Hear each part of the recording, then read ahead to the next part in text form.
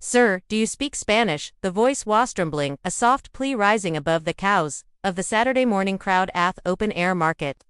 Ryan looked up from his cart where his 6-year-old daughter Ava was busy stacking peaches like they were building blocks. The question had come from an elderly farmer standing beside a table of wilted greens and overripe tomatoes. Anxiety etched deep in the lines of his face. Ryan blinked, then nodded. "Si hablo español nessa ayuda." The old man's face shifted from panic to relief. That was the moment it started. Ryan hadn't planned on being any onchero that day. He was just a 32-year-old single dad, an electrician, worked nights, trying to give his daughter something like a normal weekend. They had a routine pancake breakfast, then the local market where Ava could learn the difference between eggplants and zucchinis, and maybe sneak a cookie from the bakery stand. But this morning was different, the farmer Don Julio explained, in a flurry of Spanish, that a mix-up had happened. He was supposed to pay his market fee at the booth near the entrance, but he didn't understand the English-only signage. Someone had accused him of selling illegally, and threatened to call security. He tried to explain, but no one had understood him. "I'm just trying to sell my vegetables," he said, his trembling. "My wife is sick, I need to buy her medicine." Ryan felt something twist in his chest. Without a word, he motioned for Don Julio to follow him. He left his cart, and Ava, who insisted on her stuffed llama and marketo, the market office. The conversation was fast and sharp. Ryan translated the paperwork, the misunderstanding, the urgency. The managera, clipboard-wielding woman with a nonsense attitude, raised an eye, eventually softened. "I'll let it go this time," she said, "but tell him to ask for help next time." Ryan turned and relayed the message. Don Julio exhaled a plea, then hugged him with surprising strength. Ava clapped. That could have been the end of it, but it wasn't unbeknownst to Ryan. A woman had been standing behind him the whole time, silent, observant. She wore a wide-brimmed hat, sunglasses, and carried coffee like owned the place, because well she did. Her name was Caroline Mercer, owner off market, and founder of a regional food coop that supplied over 50 grocers across the state.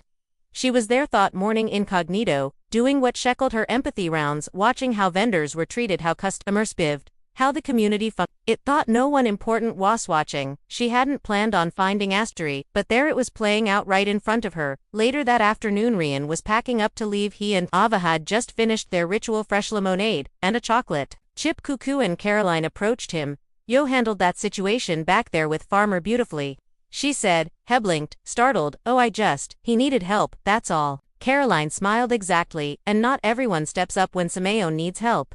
She extended her hand. "Caroline Mercer, I run the market." Ryan stared for a beat before shaking her hand. "Ryan, or just Ryan, and that's Ava." Ava grinned, her mouth smeared with chocolate. "I want to thank you," Caroline said, "not just for translating but for showing what real community looks like. This market, it's meant to be place of connection.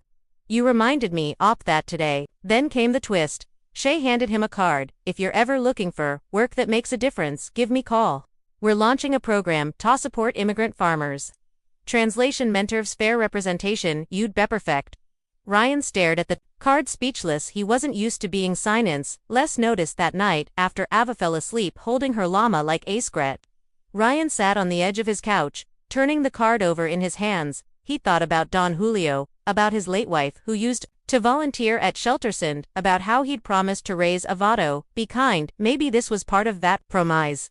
A month later, Ryan began working part-time with the co-op, organizing workshops, translating vendor forms, helping newcomers navigate the web of paperwork and licenses. Don Julio became the face of a campaign celebrating first-generation farmers. Ava insisted on being in the photo with him. The market changed subtly bit. Surely more signs appeared in Spanish, more smiles crossed language, more kindness, less confusion. And on one especially sunny morning, Ava tugged Ryan's sleeve and pointed to a new vendor, a woman with bright eyes and crates of mangoes. "Daddy," she whispered. "She looks nervous." Ryan smiled. "Let's go say hi, because sometimes the small stack of few words in the right language can open doors you never knew existed." Final line: kindness doesn't always wear a cape. Sometimes it speaks another language and stands quietly in line waiting too.